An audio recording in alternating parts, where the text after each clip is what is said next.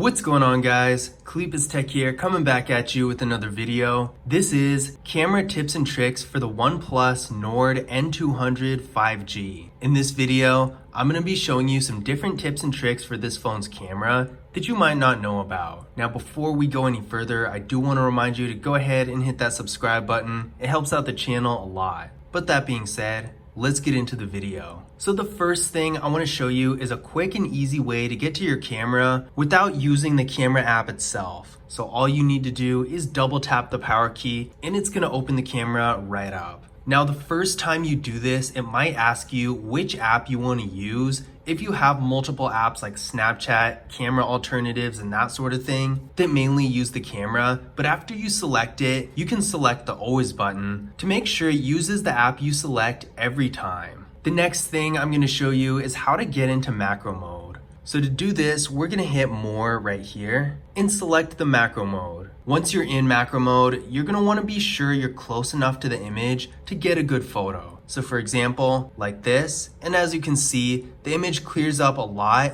and now I can take a good macro picture.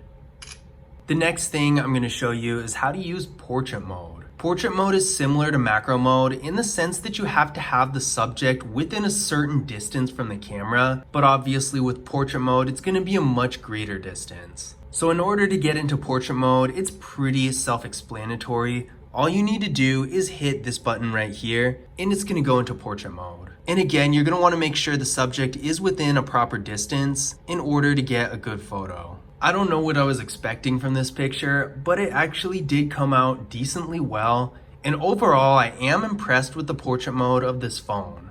Now there's another interesting feature with portrait mode that shows up here, and this is called Beautification. To use the feature, you're going to want to hit this little icon right here. And basically what this does is uses an AI to correct some blemishes in the subject. I'm guessing it's more for pictures of people, and you can change the beautification from 0% to 100%. Now, whether or not this is even useful to you really depends on how you use your portrait mode. If you're taking pictures of people with the portrait mode, obviously this is going to help a little bit. But if you're not, if it's just pictures of objects, this might not be very useful. But regardless, it's always good to know about it because it is this weird little icon that's down here in the corner, and some people might be wondering what it's actually for. The next thing I'm going to show you is what we can do with the volume buttons. Right now, if I hit one of the volume keys, it's going to take a picture, but we can change these functions in the settings menu. So we're going to go to the settings right here and go to the volume button menu. And now you can choose between shutter, zoom, and volume, which just changes the volume of the phone itself if you happen to be playing some sort of media while you're using the camera.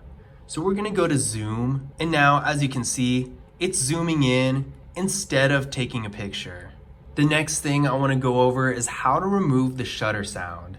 As you can probably hear from this, when we take a picture, it makes that sound that's pretty typical with cameras, but this sound does get annoying after a while if you're taking lots and lots of pictures. So to get rid of it, all you need to do is go to your settings menu, and right here, there's shutter sound. You're gonna wanna toggle this off. And now if we go back to our camera, there's no more sound. The next thing we're gonna go over is an alternate way to take a picture called Fingerprint Shooting. This is basically where you can activate the shutter just by touching the fingerprint scanner. So what we're gonna do is go to Settings and toggle on Fingerprint Shooting. And now all you need to do to take a picture is go like this. And it doesn't have to be the same finger that you use to unlock the phone. As long as one of your fingers touches the fingerprint sensor, it's gonna take a picture. The next thing I'm going to show you is yet another alternate way to take a photo. One thing I do like about this phone is that there are so many different ways to activate the shutter besides just pressing the shutter button. So if you're holding the phone at an awkward angle, or you're in any other situation where pressing the shutter button itself isn't too convenient, you're going to have tons of different options. So this one is activated once again through the settings menu, shooting methods this time, and toggle on touch to take photo. Now if we go back to our camera screen, you can touch literally anywhere and it's going to take a photo.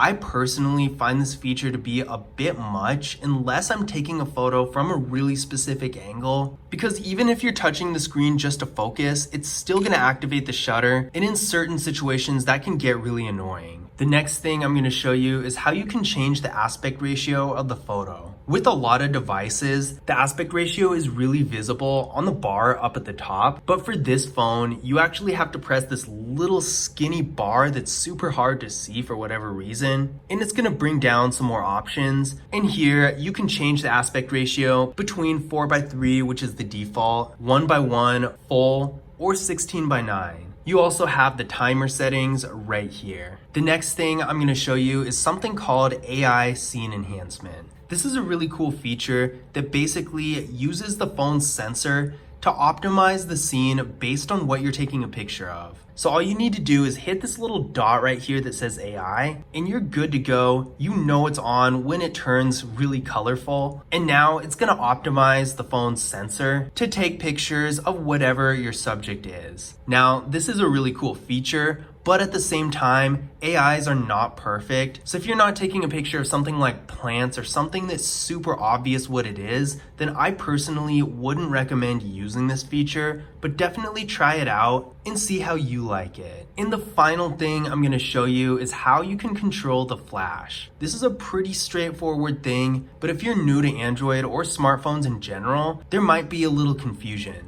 So all you need to do is hit this little lightning bolt right here, and you can go between off, on, auto, and fill light. Now fill light is a little bit less common. This is more of something that OnePlus puts in their phones. So let's try this out. As you can see, the light is on indefinitely. So in this situation, it's not really flash so much as the light just staying on. So if you're taking a photo in the dark or something like that, this could be really helpful. To turn it off, of course, you're just gonna go back to the flash and turn it to whichever other setting you want. But those were my camera tips and tricks for the OnePlus Nord N200 5G. I hope you guys enjoyed the video, and I hope you found this information useful as well. If you want to learn more about the device, be sure to check out my full review of the phone on the channel. But that's it for this video. Don't forget to leave a thumbs up and subscribe. And as always, I will see you guys in the next one.